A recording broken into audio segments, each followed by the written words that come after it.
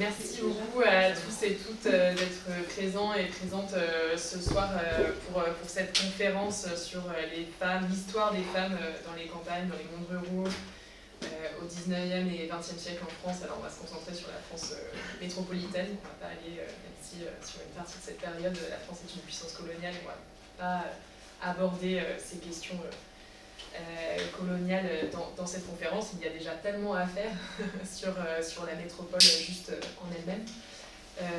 Elle et moi souhaiterions commencer vraiment cette conférence en remerciant chaleureusement les AD de l'Aude pour leur invitation. Vraiment, on a eu d'excellents contacts. Vraiment, un merci tout particulier à Coprolo pour les échanges et l'organisation de ce soir. C'est vraiment un plaisir d'être là aujourd'hui et de pouvoir présenter une partie de nos recherches, voire même la totalité, une grande partie des recherches pour Ève. En guise d'introduction, la raison de nos deux présences ici ce soir, moi pour ma part, c'est parce que j'ai co-dirigé un ouvrage avec un collègue, Anthony Hamon, sur la vie des femmes dans les campagnes. La raison pour laquelle on a estimé que c'était un ouvrage qu'il fallait faire paraître, c'est parce que sur cette question de l'histoire des femmes dans les mondes ruraux français, on s'est rendu compte que d'une part c'était en effet un angle mort, malgré quelques recherches en ethnographie, en anthropologie, en sociologie, mais c'est vrai qu'en histoire on était vraiment très longue à la détente avant de s'emparer de cette thématique-là. Donc cet ouvrage il se situe au croisement entre une histoire du genre, une histoire des femmes et une histoire des mondes ruraux et des campagnes. À l'origine de cet ouvrage, donc, qui est paru aux presses universitaires de Rennes, c'est un colloque qui s'est tenu à Rennes, qui a été organisé par les collègues de l'université de Rennes 2 en octobre 2024. On a fait un appel à communication et on a eu la grande chance d'avoir beaucoup de gens qui ont demandé à pouvoir participer à ce colloque. J'ajouterais d'ailleurs, signe de renouveau, c'est que ce sont beaucoup des doctorantes qui ont répondu à cet appel et qui ont proposé des contributions.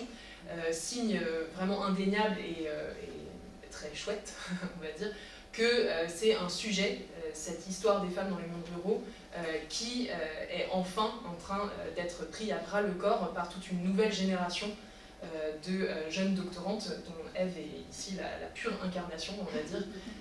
Donc vous avez vraiment la chance d'avoir une de ces doctorantes qui a participé au colloque et qui a publié dans cet ouvrage. À l'issue donc de ce colloque, on a réuni les textes qui en étaient issus et l'ouvrage que vous avez sous les yeux, double sens du terme, est donc l'aboutissement de ce travail que nous avons conduit avec Anthony Hamon.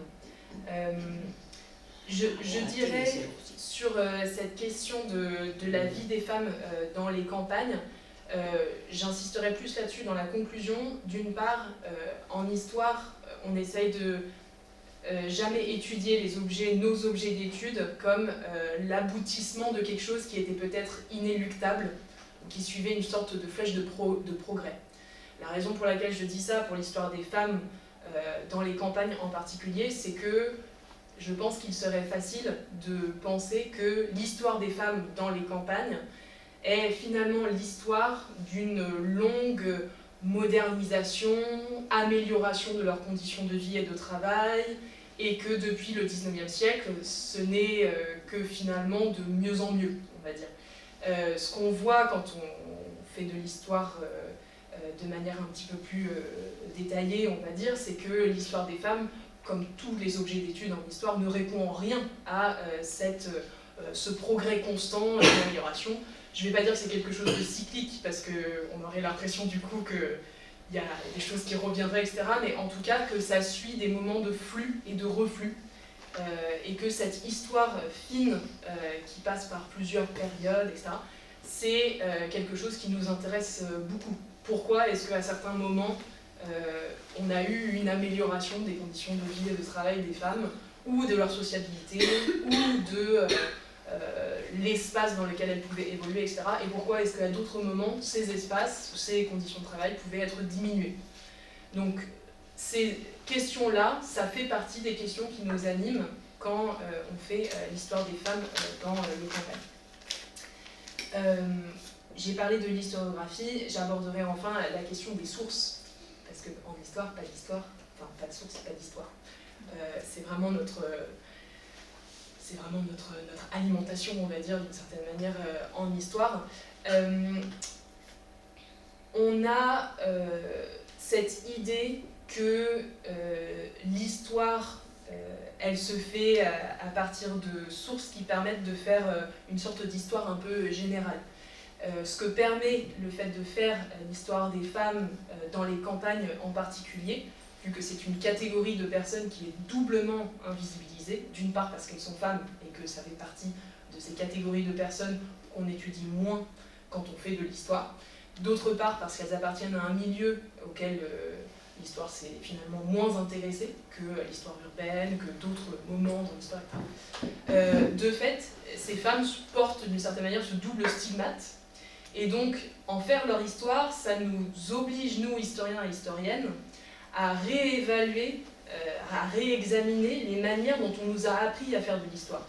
Parce que finalement, ça nous pousse à considérer que l'histoire générale qu'on a fait jusqu'à maintenant, c'est une histoire qui est très masculine.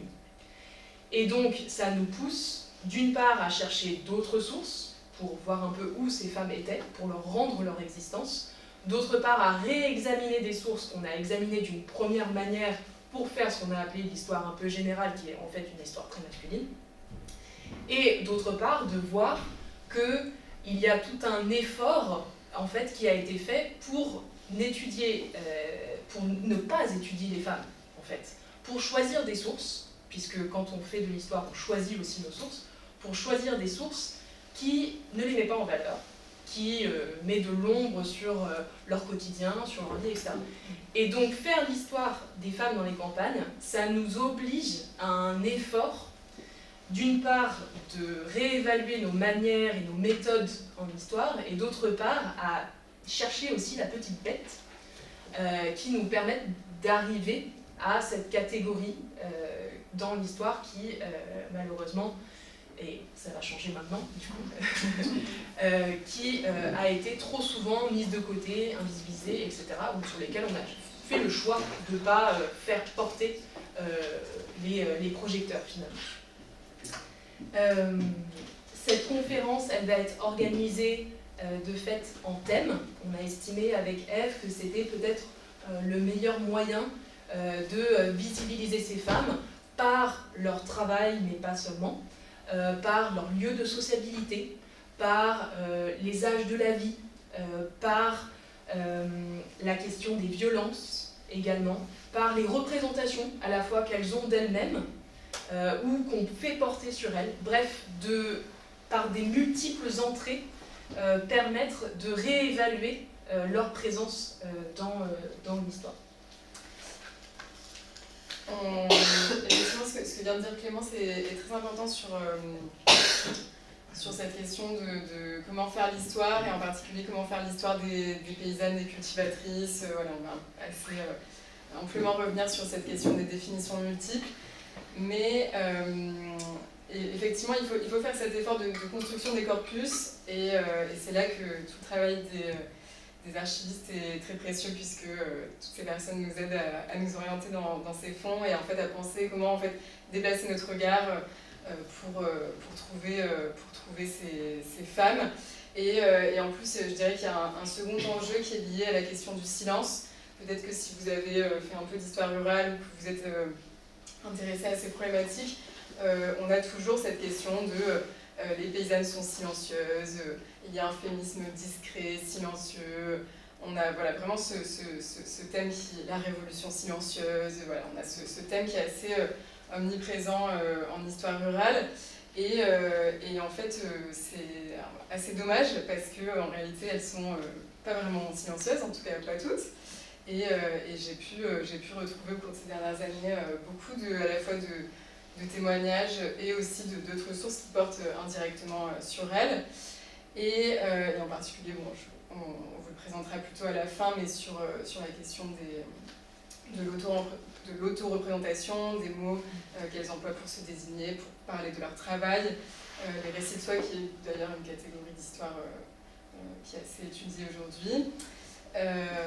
Voilà, et donc effectivement, ça a été dit, j'ai travaillé ici sur les archives du Midi Libre, de l'Indépendant, et sur les fonds de la préfecture, notamment des renseignements généraux, qui, comme vous l'imaginez, ont bien surveillé tous ces viticulteurs et viticultrices qui se sont révoltés tout au long du XXe, comme vous le savez déjà très probablement.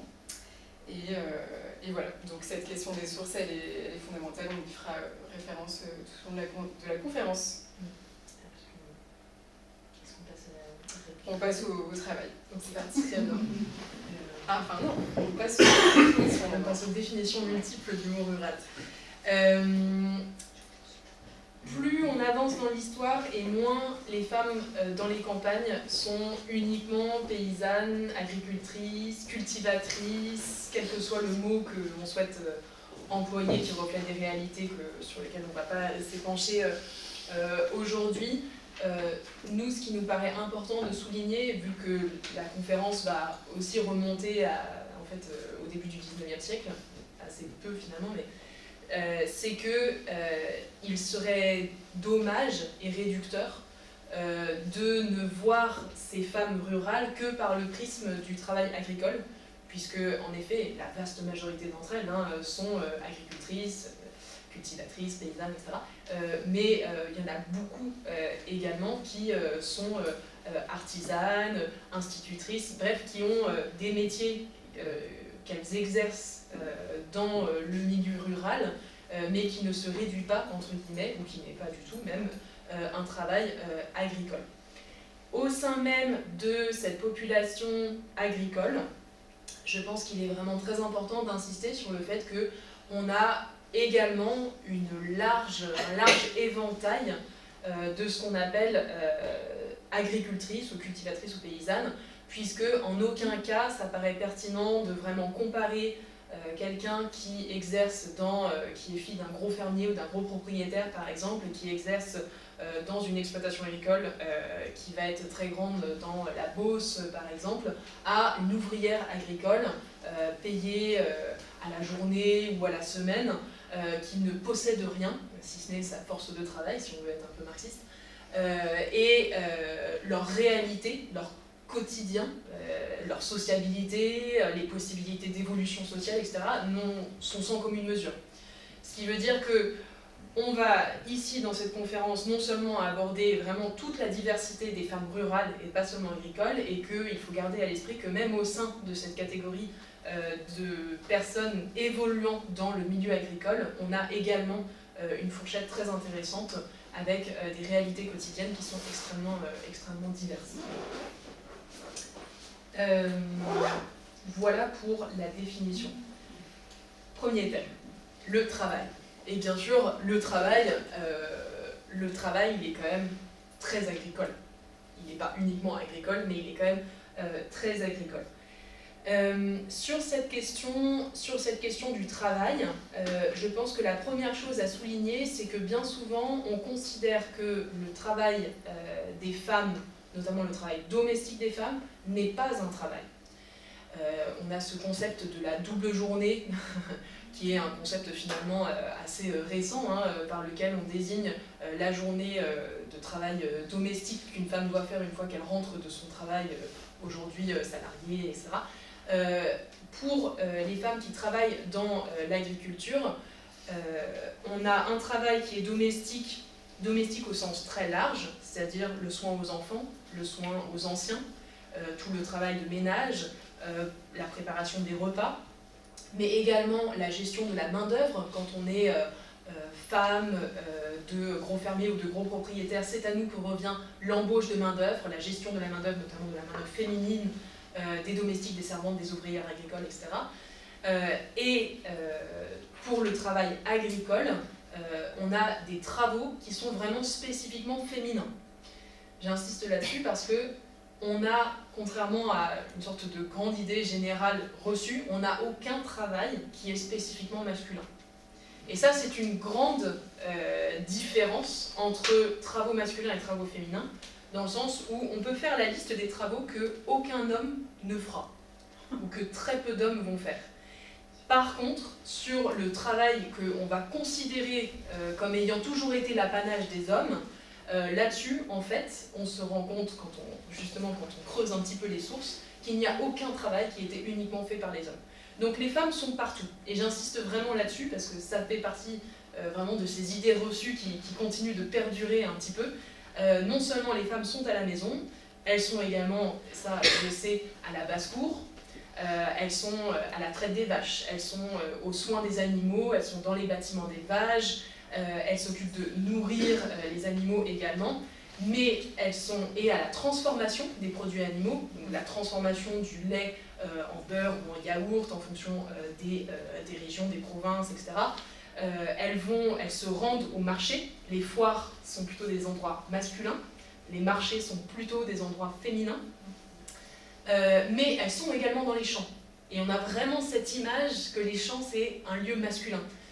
On le verra avec des tableaux qu'on verra à la fin, hein, on a une représentation qui ne peut pas être que sortie de l'imaginaire de femmes qui sont dans les champs, comme le tableau de Millet, les glaneuses, qui n'est pas juste une projection du peintre sur quelque chose qu'il aurait imaginé, etc.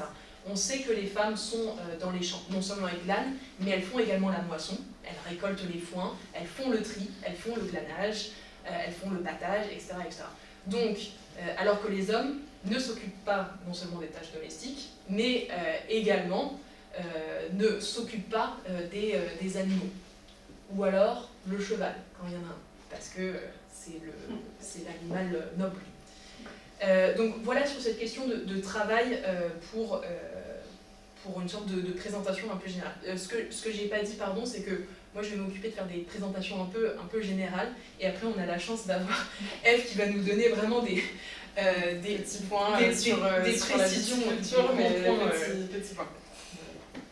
Mais effectivement, c'est fondamental ce que vient de dire Clémence, puisqu'il y a effectivement cette division genrée du travail sur l'exploitation, mais aussi en fait dans les maisonnées, jusque on va dire quasi la seconde moitié du XXe, donc j'exagère un peu jusqu'aux années 30, il y a cette question de la cohabitation aussi avec les anciens.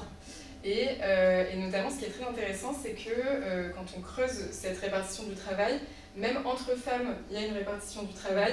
Et par exemple, c'est les personnes les plus âgées, les femmes les plus âgées qui vont s'occuper du feu, par exemple du maintien du feu, et de la préparation des repas pour laisser la bru ou la fille de cette personne s'occuper des travaux, des travaux des champs. Donc il y a d'une part ce que moi j'aime bien appeler cette division genrée qui est assez poreuse, hein, voilà. Et enfin une division qui ne l'est pas vraiment. Et également aussi on a cette idée que les femmes, mais ce qui est en partie vrai, que les femmes sont dépossédées au cours du XXe siècle par l'usage des machines, en fait par la mécanisation de l'agriculture.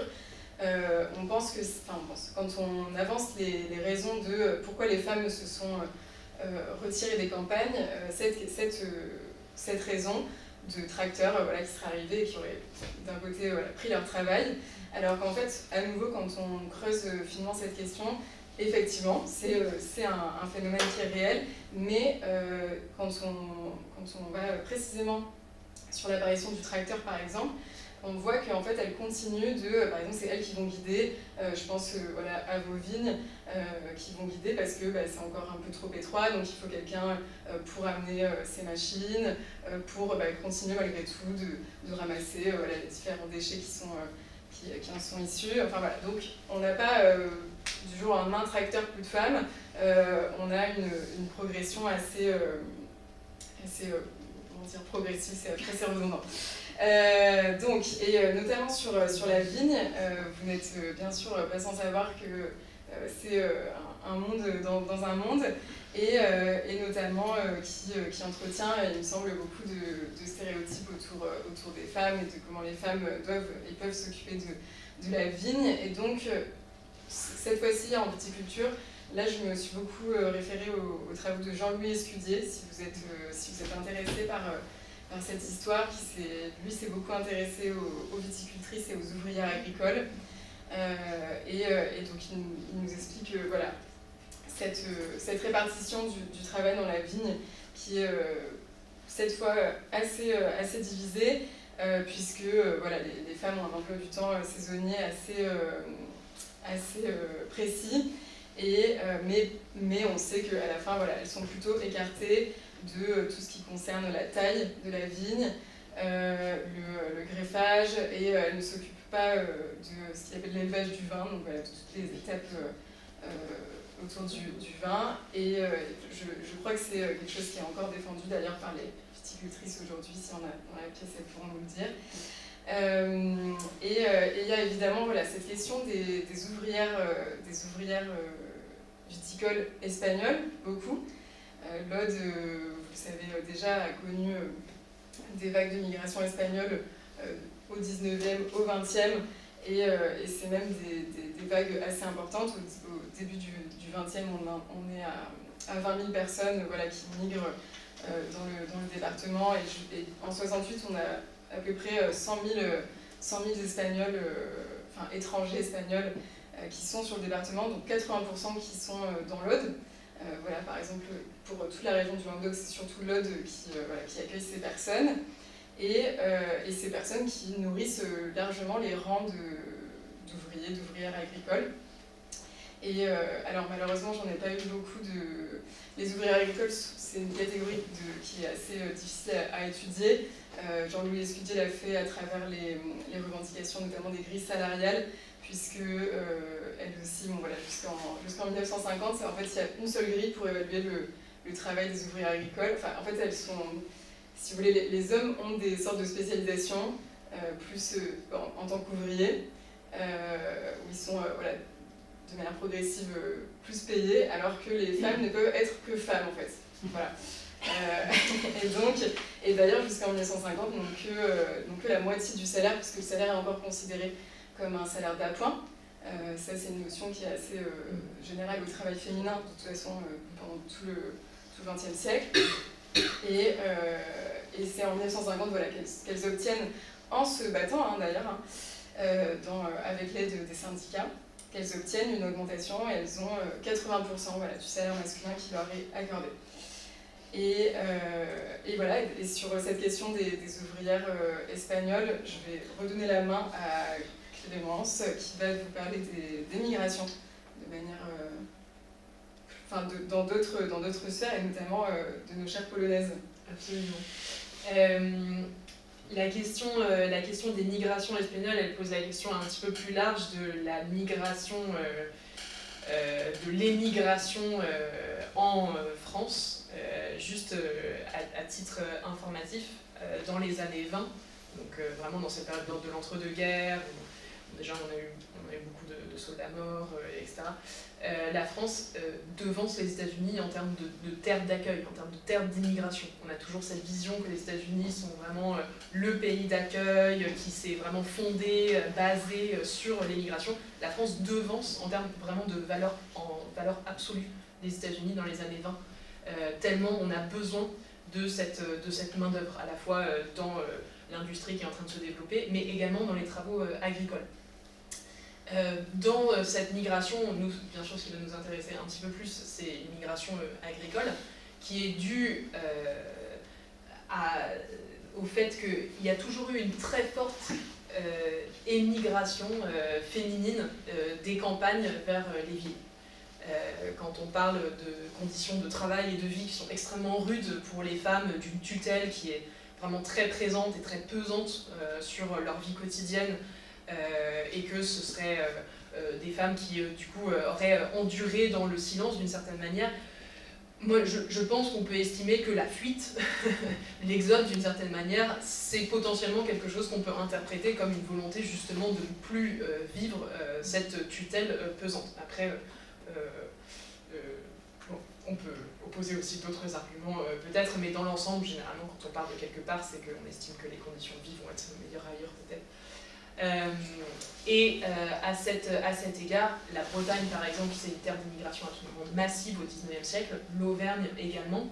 On a vraiment toute cette histoire, toute cette littérature autour des bonnes bretonnes qui viennent du fin fond du Morbihan et du Finistère, qui deviennent des bécassines au début, au tournant du XXe siècle, et qui fuient donc pour se rendre en ville. Si on n'a plus de femmes pour faire tout le travail qu'elles faisaient, ça devient extrêmement problématique. Les pouvoirs publics dans l'entre-deux-guerres estiment que c'est un tel problème que l'émigration féminine, on a des sources qui montrent que les pouvoirs publics déplorent l'émigration masculine, mais ils disent que c'est d'autant plus dommageable que les femmes partent des campagnes et sont mises en place dans les années 30 toute une série de politiques publiques qui encouragent une émigration, une immigration dans l'autre sens, on va dire, d'une main-d'œuvre étrangère, notamment une main-d'œuvre étrangère polonaise. On a à peu près 500 000 Polonais qui arrivent en France dans les années 30, et les Polonaises qui sont employées dans les exploitations agricoles plutôt de la partie nord de la France, on va dire, sont un objet d'étude qui a notamment été étudié par Sylvia April, qui a publié un ouvrage dessus avec Janine Ponty, et qui a également contribué dans l'ouvrage qu'on a co-dirigé avec Anthony, où elle montre non seulement qu'il y a une sorte de projection sur ces Polonaises, où on va estimer que parce qu'elles sont polonaises, elles peuvent endurer un travail physique encore plus important que les femmes françaises. Peut-être que tu voudras... je ne sais pas s'il y a un même discours sur les Espagnols. Sur les Espagnols, c'est un peu moins... on a moins cette idée de musculature, de résistance au froid, etc. Il y a moins cet imaginaire-là. Et d'ailleurs, les Espagnols sont plutôt perçus comme une population revendicative. Notamment au XXe, toutes les personnes qui fuient Franco, on les étiquette là-dessus, et donc on a plutôt un imaginaire de personnes qui est faite pour travailler, pour faire des tâches que nous on n'a pas très envie de faire, mais qu'il faut quand même aussi surveiller et contrôler, quoi. Ouais, c'est une main-d'œuvre étrangère qui a déjà la chance qu'on leur donne du travail. Ce qui est intéressant avec la question des Polonaises, c'est que, et c'est ce que Sylvia April étudie, c'est que ces Polonaises qui sont employées et dont le travail est mis en place par les pouvoirs publics, on a toute la correspondance qu'elles ont entretenue avec une sorte d'intendante qui était responsable de leur service, en fait, de leur emploi au sein des exploitations agricoles.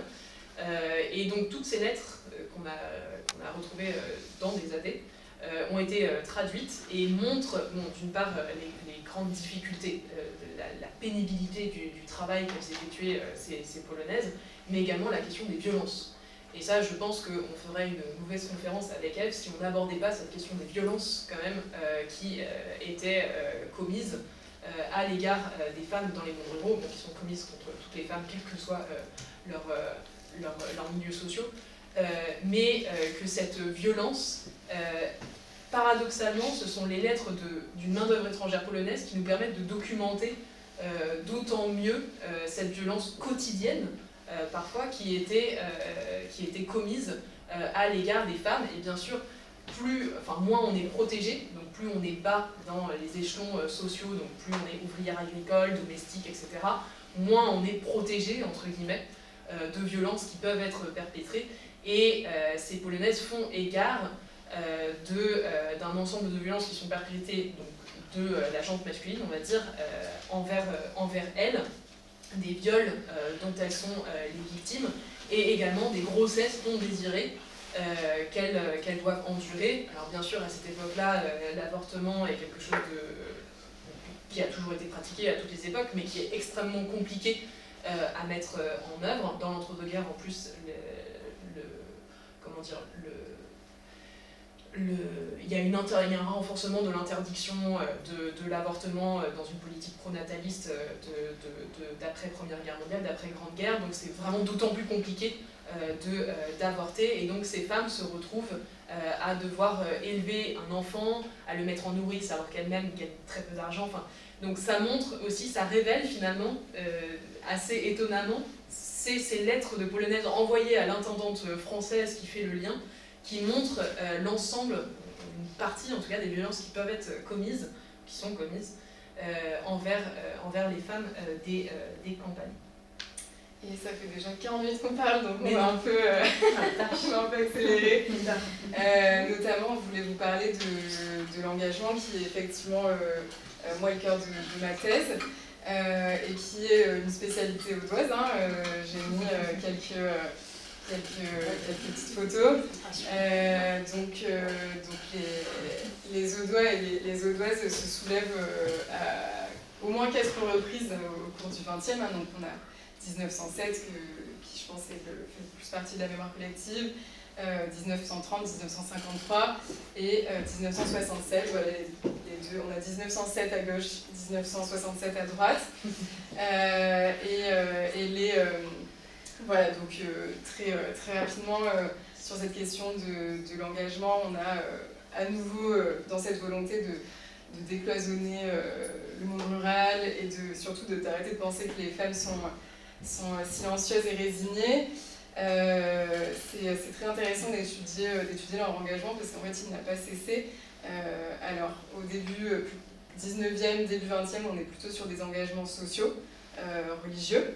On en a peu parlé encore de l'importance de la religion, mais évidemment qui est primordiale, alors qui j'ai un peu vu mais se ressent un peu moins dans l'Aude, notamment voilà, avec l'influence du communisme et l'implantation même solide. Donc cet engagement, voilà, il est plutôt d'abord social-religieux. On s'occupe voilà, des personnes, des orphelins, des malades.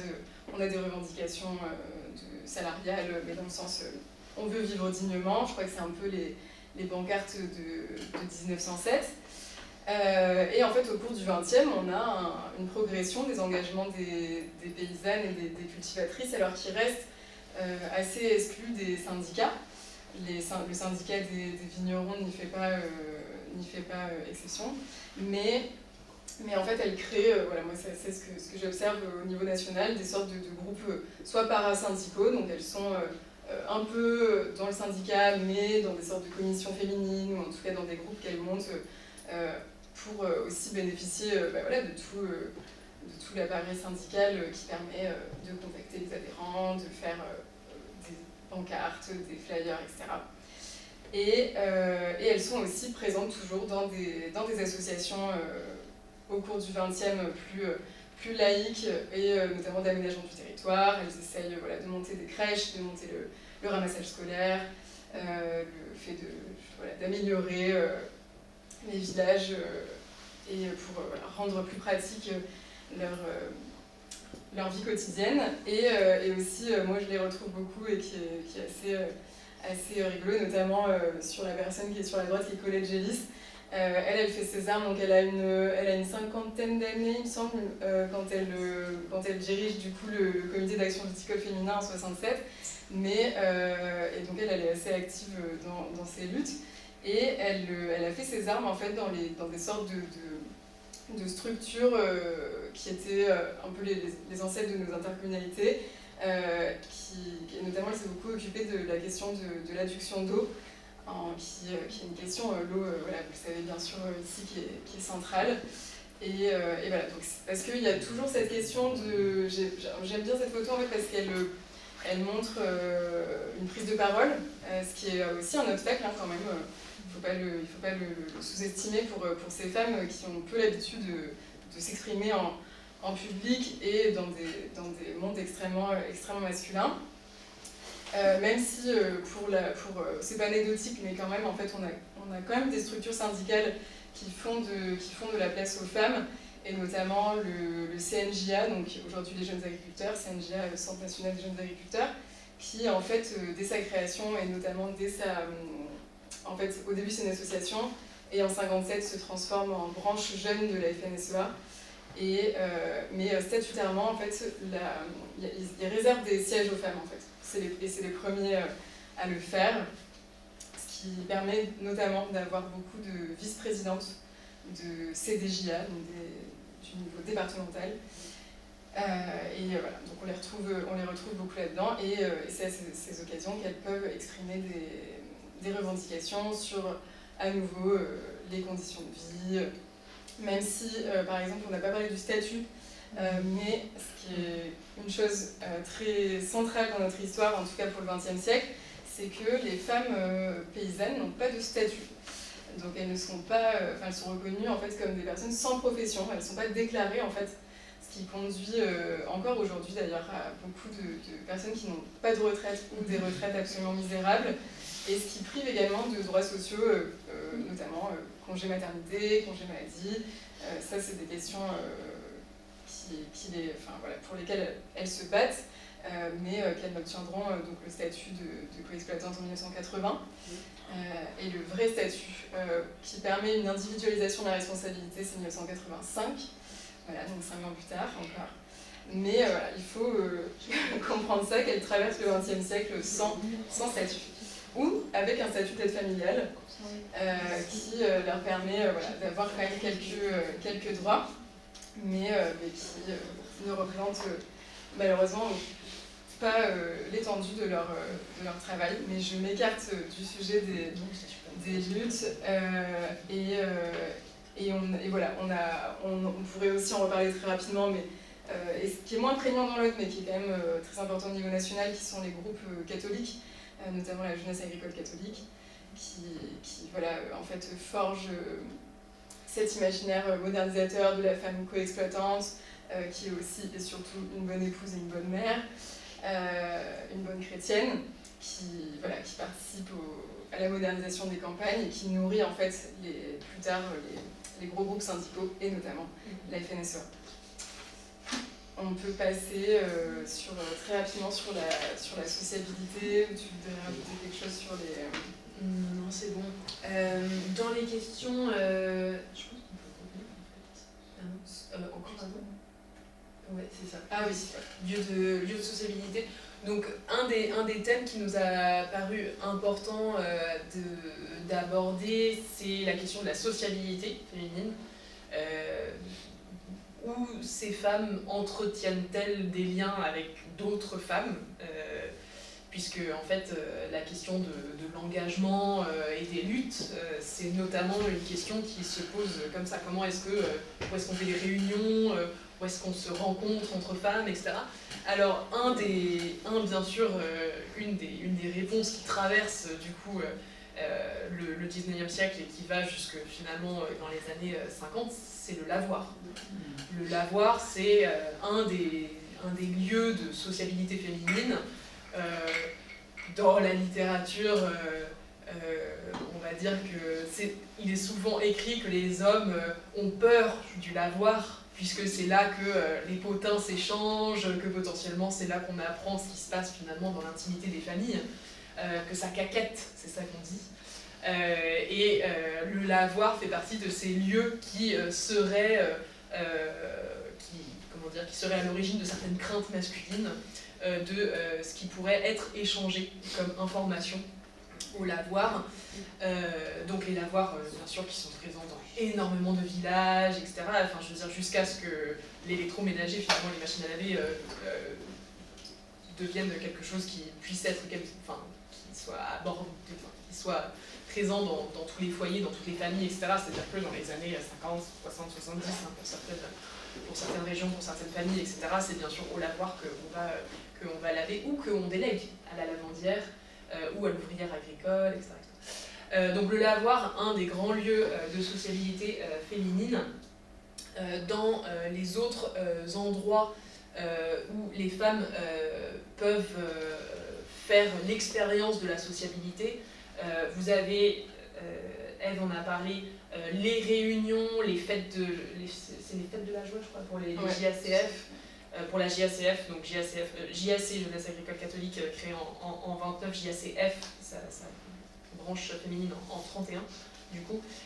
Donc à partir du début des années 30, les fêtes de la joie, les coupes de la vie, je crois que c'est comme ça que ça s'appelle, il y a tout un tas de réunions qui sont organisées, tout un tas de festivités qui sont organisées, qui permettent à des jeunes femmes qui parfois ne sont jamais sorties de leur village de faire l'expérience d'élargir leurs horizons territoriaux, de rencontrer de nouvelles personnes, etc. Donc ça fait partie des apports, on va dire, très positifs de mouvements comme la JACF.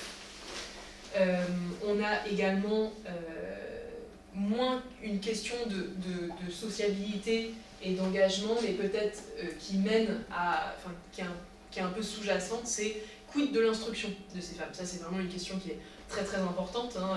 À quel point est-ce que ces femmes savent lire, écrire, compter, à quel point est-ce qu'elles sont encouragées à aller à l'école ou complètement découragées d'aller à l'école. Alors bien sûr, le chemin pour faire en sorte que l'obligation de l'instruction touche également les filles et semé d'embûches tout au long du XIXe siècle. Il y a toujours une sorte de retard par rapport aux obligations vis-à-vis des garçons que vous pouvez totalement imaginer. Cette question de l'instruction, elle est quand même assez intéressante parce que elle permet de mettre en évidence deux choses. La première, c'est que ça renvoie à ce qu'on disait en introduction avec Ève, c'est que on ne peut pas mettre toutes les agricultrices, cultivatrices, paysannes dans le même panier. L'instruction révèle le fait qu'il y a cette diversité, puisque bien sûr, les personnes tout au long du XIXe siècle, le XXe siècle demeure un tournant, mais qui ont accès à l'instruction, ce sont les filles de propriétaires et de gros fermiers. Ça, c'est quelque chose d'assez évident. Elles vont être poussées à aller à l'école jusqu'à un certain point. Je ne suis pas en train de dire qu'elles font des études supérieures et des doctorats, etc. Mais elles peuvent aller à l'école jusqu'à 12, 13, 14 ans, etc. C'est les travaux de Martine Coco, qui est une historienne qui a pas mal travaillé sur la question du féminisme, ou en tout cas de la place des femmes dans l'agriculture en Bretagne, montrent que des écoles comme Couët-Logon, qui est une école destinée aux jeunes filles, qui est adossée aux Trois Croix, qui est située dans le département de l'Ille-et-Vilaine, dans le 35, montre que du coup, Couët-Logon a été créé pour les jeunes filles, qui avaient à peu près 15-16 ans, où elles faisaient un stage de quelques mois, où elles apprenaient les techniques modernes de transformation du lait. Donc comment se servir des nouvelles écrémeuses, et comment transformer ensuite le lait en beurre et en crème, de manière, d'une part, à pouvoir disséminer ces nouveaux savoirs au sein de leur famille, qu'on estime être plutôt des grosses fermes, on va dire, des grosses exploitations, et d'autre part, pour permettre potentiellement à ces jeunes filles, jeunes femmes même, de pouvoir travailler dans des industries agroalimentaires qui sont progressivement en train de se monter. Couët-Logon a été créé de mémoire, c'est en 86, je crois, à revérifier. Mais tout au début du XXe siècle, dans les années 1910-1920, c'est le moment de l'émergence de ce qu'on appelle l'industrie agroalimentaire, où de fait on a besoin d'une main-d'œuvre qui va pouvoir travailler là-dedans. Donc il y a une forme d'instruction, instruction ménager également, ça c'est plutôt étudié par Nathalie Joly, qui a notamment contribué dans cet ouvrage. Donc l'instruction, c'est indiscriminant, on va dire, c'est un discriminant social qui est assez évident. Et enfin, il y a la question des cercles associatifs. Ce sont des endroits où on peut boire de l'alcool et jouer à des jeux, si on veut faire ça de manière simple. Et ces cercles associatifs, ou en tout cas la place des femmes, connaît des moments que Christophe Tropot, qui du coup a contribué dans cet ouvrage, qualifie de flux et de reflux, puisque ces cercles associatifs connaissent des mouvements où on a des moments où les femmes sont très les bienvenues, on est contente si elles deviennent des adhérentes et des membres, etc., au tout début du XIXe siècle. Puis c'est complètement fermé aux femmes, parce qu'on estime qu'il faut séparer les hommes des femmes et que les femmes et alcool font très mauvais ménage, puisque tout le monde sait que hommes et alcool font très bon ménage. Ou alors, on va les réintroduire dans ces cercles si elles s'occupent de la cantine et qu'elles sont là pour servir les repas, entre guillemets, enfin, c'est pas entre guillemets d'ailleurs, pour préparer les repas et débarrasser ensuite. Par la suite, ces cercles associatifs qui sont plutôt repris dans des buts ecclésiastiques par une église qui, en réaction à la loi de 1905, essaye de réaffirmer sa mainmise sur les populations rurales, fait en sorte de réintroduire les femmes, puisque les femmes sont souvent les vectrices, on va dire, de la religion dans les foyers. Donc, cette contribution de Christophe Troupeau, notamment, elle est très intéressante pour montrer qu'on n'est pas du tout dans un truc progressiste d'insertion des femmes dans des cercles associatifs, de sociabilité, etc. Et que justement, cette histoire, elle est faite en dents de scie, voilà, qu'elle est assez fascinante là-dessus. Et pour revenir très rapidement sur l'instruction, à nouveau pour montrer ce côté de la viticulture qui est un monde dans un monde, c'est que donc il y a effectivement ces écoles, alors pour les filles, c'est des écoles ménagères, hein, voilà, qui sont, il y en a certaines qui sont ambulantes, voilà, c'est des écoles qui se déplacent dans le pays et progressivement qui s'installent dans les territoires, où on apprend voilà, tout ce qu'une bonne épouse est censée savoir faire, donc c'est-à-dire cuisiner, s'occuper de ses enfants, pouvoir faire les premiers soins sur quelqu'un qui est blessé, et également entretien de la basse-cour, soins des animaux, etc. Voilà. Donc ça c'est ce qui est enseigné. Et la viticulture, donc il y a encore une spécificité, c'est qu'elle n'est tout simplement pas enseignée en fait aux filles, puisque dans l'Aude, l'école agricole pour les garçons, elle se trouve à Carcassonne d'ailleurs. C'est une école, là je me réfère encore à Jean-Louis Escudier, qui a travaillé sur cette question de l'apprentissage féminin, de la viticulture.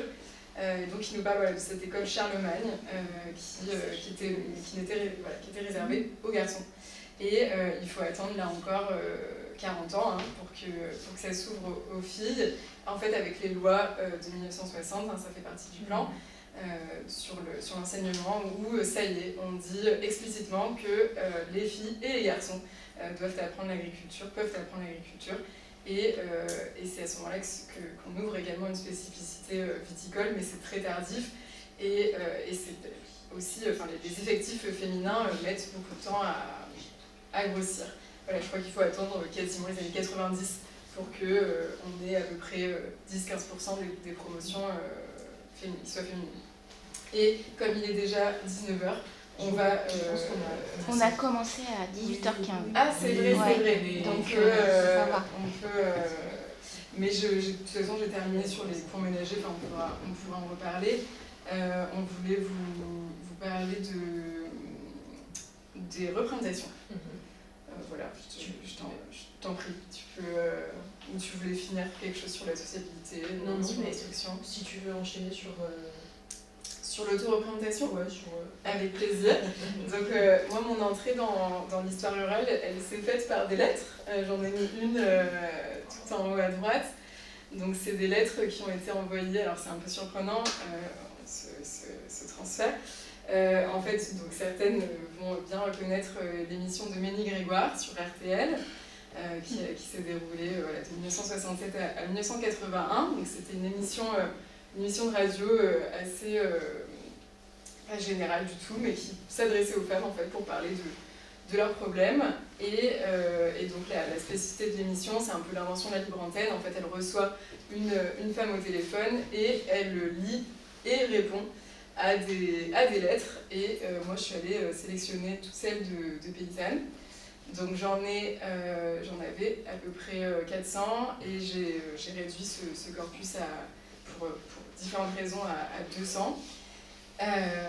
Et donc voilà, j'ai étudié ces lettres de cultivatrices principalement. J'ai malheureusement eu assez peu de lettres de viticultrices, mais j'ai pu étudier, voilà, donc c'est les mots pour se dire, les mots pour dire son travail, donc parce que à nouveau ça peut paraître, enfin je sais pas si ça paraît paradoxal, mais en cette absence de professionnalisation tout au long du XXe siècle, on pourrait penser qu'elles fuient les campagnes, voilà, c'est l'exode, etc. Alors qu'en réalité, elles sont tout à fait conscientes d'être des professionnels. Et notamment, ce qui est assez... Donc en fait, Ménil-Grégoire propose 4 fois des émissions sur les femmes rurales, et sans thème. Voilà, il dit juste, la semaine prochaine, on va parler des femmes rurales. Et 99% des lettres concernent le travail. Voilà. Leur revendication numéro 1, c'est montrer qu'elles savent ce qu'elles font. Et ça passe notamment par... j'ai mis cette lettre de manière... pas vraiment anodin, c'est l'une de mes lettres préférées, puisque c'est une lettre qui fait à peu près 25 pages, où elle écrit saison par saison, voilà, son emploi du temps, où d'ailleurs elle écrit ses tâches également domestiques. Donc c'est une jeune femme, c'est une jeune femme qui a 20 ans, et qui parle de tout, en fait. On doit y marquer l'argent, l'argent, voilà, elle est très ironique, et voilà. Donc ce corpus m'a permis d'accéder à ça, cette question de l'auto-représentation, des mots pour se dire. C'est l'objet de ma communication, de ma contribution à l'ouvrage. Et je parle également de cette répartition, en fait, du vocabulaire, la question des catégories, en fait. Qu'est-ce qu'une paysanne, qu'est-ce qu'une agricultrice, qu'est-ce qu'une cultivatrice, et évidemment les mots qui dominent dans ce corpus. On a agricultrice, et je ne l'ai pas dit, je crois que c'est à partir de 69, et paysanne, voilà. Contrairement, pareil, à ce qu'on pourrait penser, le terme de paysanne revient aussi en force à partir des années 70. Et évidemment, cette question des femmes les épouses de cultivateurs, viticulteurs, notamment les Audoises utilisent beaucoup plus ce mot. Elles se disent jamais viticultrices, elles se disent femmes de viticulteurs, femmes de vignerons. Parce que finalement, en l'absence de statut officiel, on se désigne en fonction de son statut marital. Et c'est une question qui est très importante dans la manière de se représenter. Mais j'ai vraiment été marquée par cette question de revendiquer son travail, de montrer qu'on est des professionnels. Voilà, mais évidemment, on a aussi tout cet ensemble de représentations qui sont assez connues. Voilà, vous reconnaissez très bien les glaneuses notamment. Mais c'est Clémence qui va plutôt parler des tableaux. Moi, je voudrais également vous parler des films. En fait, pareil, dans ces années... Alors, ce qu'il faut savoir déjà, c'est que le ministère de l'Agriculture produit beaucoup de films, en fait, qui sont là, je vous renvoie aux travaux d'Edouard Lynch sur la question des films du ministère de l'Agriculture, où on peut voir toutes ces représentations de paysannes. Mais là, c'est pas le ministère de l'Agriculture, c'est une série qui est Sylvie des Trois Ormes, ou Les Trois Ormes, je ne me souviens plus, qui est une série des années 70 où on suit une exploitation, la vie d'une exploitation agricole. Et en fait, on retrouve quand même beaucoup de ressources audiovisuelles, filmiques, qui représentent des paysannes et qui nous permettent d'observer la manière dont elles sont perçues par cette société du XXe siècle. Mais avant le XXe siècle, on a le XIXe siècle, où on peint plutôt qu'on filme. Ça renvoie à ce que je disais tout à l'heure par rapport à la présence des femmes dans les champs. Là, c'est vraiment une sorte d'éventail de tableaux que vous pouvez trouver qui ont été peints durant la seconde moitié du XIXe siècle par Millet, par Dupré, par Bastien Lepage, par Jules Breton, etc. On voit que ces femmes, elles font non seulement tous les travaux, de glanage, de battage, de moisson, etc., mais que c'est un travail qui les abasourdit d'une certaine manière. Les foins de Bastien Lepage montrent cette sorte d'abasourdissement de la part de cette jeune ouvrière qui est probablement écrasée par le travail, et qui plus est, la lumière ne le rend pas, mais en fait ce tableau montre aussi qu'elle est écrasée par le soleil, parce qu'il fait très chaud, parce que c'est des moments où le soleil tape dur, comme on dit par chez moi. Donc ces femmes sont présentes partout. ces peintres qui fuient cette modernité complètement honnie des villes et qui cherchent à la campagne cette sorte de vertu paysanne qu'ils projettent, hein, comme si le milieu rural avait conservé quelque chose d'ancestralement bon et n'était pas teint par cette modernité de la ville. C'est ce que ces peintres essayent de retrouver aussi. Hein. L'Angelus est un de ces tableaux où les paysans s'arrêtent pour prier au son des cloches, etc. Bref, donc il y a vraiment cette projection aussi sur la campagne, de cette campagne pieuse, de cette campagne vertueuse, et en même temps, on sait que c'est pas une projection que de mettre les femmes au travail. On en est absolument certain. On a d'autres sources qu'on peut croiser et qui révèlent tout à fait ça. En guise de conclusion, sur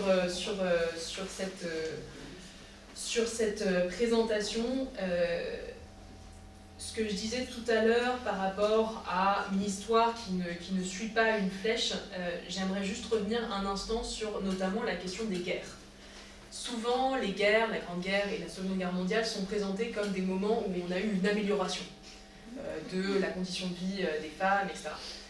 Parce qu'elles auraient eu un rôle pendant la guerre qui mériterait que ce soit récompensé d'une certaine manière. Elles ont pris le travail des hommes, elles ont pris ce travail agricole à bras-le-corps, elles se sont investies dans les exploitations agricoles et elles ont réussi à tenir la France et l'arrière, tandis que les hommes tenaient le front et les batailles.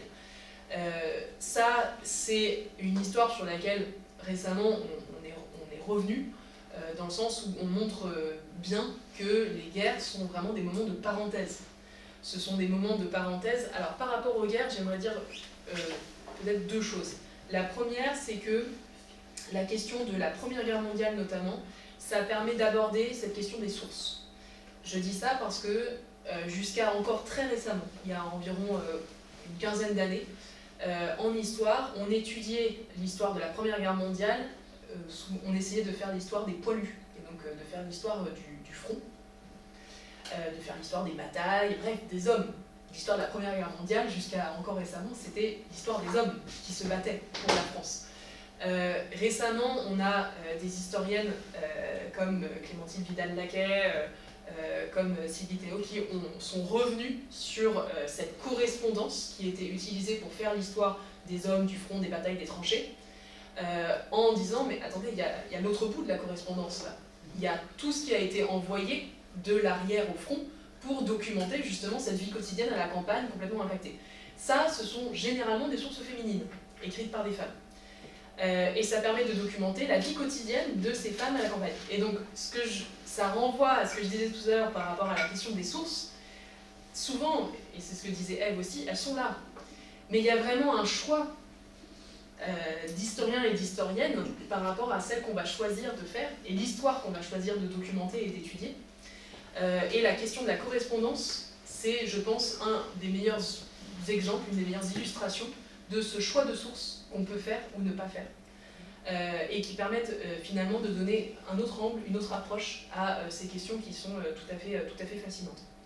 Ce qu'on montre par rapport à la Première Guerre mondiale, c'est souvent les femmes se plaignent que le travail est super dur, que le travail que les hommes faisaient, il était extrêmement pénible. Et en fait, on a des historiens et des historiennes de l'histoire plutôt des techniques agricoles qui ont montré que c'est pas que les femmes se plaignent, c'est pas que le travail des hommes est plus pénible que celui des femmes, c'est que les outils agricoles qui sont faits sur mesure par les artisans du village, etc., sont pour les hommes. Et que ces outils sont complètement inadaptés au physique des femmes. Et donc que si ces outils étaient beaucoup plus adaptés à leur morphologie, et que probablement ce travail aurait été un petit peu moins pénible. Donc cette question également de comment les femmes en parlent, c'est extrêmement intéressant également de revenir dessus. Et enfin, sur cette question des guerres, on voit que ça a vraiment été des parenthèses, puisqu'il y a eu un durcissement des conditions de vie des femmes après les deux guerres. Dans les deux cas, on a vraiment voulu revenir à un ordre des genres qu'on appelle un ordre des genres, à ce qui existait avant la Première Guerre mondiale et la Seconde Guerre mondiale, en durcissant, en ayant des politiques pronatalistes extrêmement coercitives. Après la Grande Guerre, les lois de 1920 et 1923 rendent l'avortement encore plus illégal, enfin le criminalisent d'autant plus. Avant c'était des jurys populaires, maintenant c'est un juge professionnel qui juge les avortements. Par ailleurs, on voit que pendant l'occupation, il y a vraiment, bon, ça c'est des choses, je pense que vous connaissez, ce truc de travail, famille, patrie, etc. Ça ne s'est pas arrêté après la Seconde Guerre mondiale. Il y a vraiment cette idée que les femmes sont là pour reconstruire également le pays, etc. Et enfin, je finirai quand même sur cette histoire de la modernisation agricole. Donc c'est cette période qu'on a appelée la modernisation agricole post-Seconde Guerre mondiale. Je pense qu'il y a un grand paradoxe, et Ève l'a évoqué tout à l'heure, sur cette question de la place des femmes dans l'agriculture. Moi, ce que je remarque, et je pense que ça s'inscrit dans d'autres, que d'autres recherches le mettent également en évidence, c'est qu'on a des mouvements, on a des cercles, on a des associations, on a des syndicats qui, dans leur discours et dans leur pratique, finalement, d'avoir des vice-présidents départementaux, etc., pour les cercles, enfin, le Centre national des jeunes agriculteurs, qui vraiment ont cette importance de mettre les femmes un petit peu plus sur le devant de la scène, de reconnaître le fait qu'il faille reconnaître leur propre travail, etc. Mais ce qu'on remarque également, c'est que juste en termes de spatialité, ça, moi je le remarque dans mes propres travaux, les lieux où les femmes peuvent évoluer, eux, se rétrécissent. Donc il y a une reconnaissance de la place et du rôle des femmes dans l'agriculture. On va avoir une reconnaissance de la professionnalisation progressivement tout au long de la seconde moitié du XXe siècle. Ève en a parlé avec les dates, 1980, 1985, individualisation, etc. Statut, professionnalisation, instruction, etc. Mais quand on regarde où les femmes vont, vraiment juste en termes de quotidienneté, et là où elles font leurs gestes, en tout cas moi ce que je remarque avec mes propres travaux, c'est qu'elles vont moins au marché parce que les coopératives viennent ramasser le blé et les animaux qu'on va ensuite emmener à l'abattage. Et donc que ce trajet-là, elles ne le font plus. On les encourage beaucoup plus à tenir la comptabilité-gestion des entreprises. Et donc que leur cercle se réduit à vraiment l'espace domestique. Et que, Ève l'a dit, elles sont beaucoup moins au champ, elles le sont, mais progressivement, elles le sont de moins en moins. Et donc on a ce paradoxe, et je finirai là-dessus, qui est très intéressant à noter sur l'histoire des femmes dans les mondes ruraux, qui montre tout l'intérêt du coup de faire leur histoire. C'est pas juste du progrès, c'est pas juste du mieux ou du pire, c'est de noter toute cette finesse historique finalement et de la mettre en valeur, notamment grâce à des archives des AD. Est-ce que tu... C'est tout bon. Si vous voulez réagir, dire des choses, nous poser des questions, on sera très contents.